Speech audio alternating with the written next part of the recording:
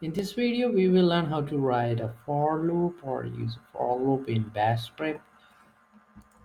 First, I'm going to use for and then double parentheses and then our variable set to x set to 0 or initialize to 0 and then x is less than 10 and then I'm going to increment x and then just close these parentheses and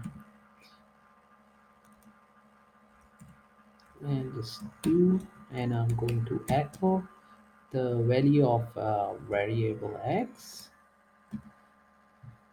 and then just going to add done after semicolon, and that's it.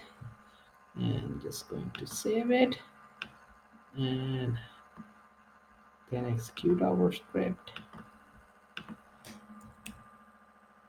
I'm just going to give a execute permission to our script first, f.sh, and now I'm going to execute the script f.sh,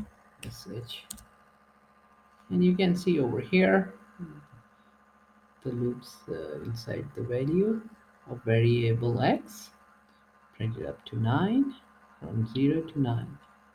So this way we can use a for loop in a bash script. To keep on learning, please subscribe to my YouTube channel, Asim Code. Keep supporting me and thank you for watching.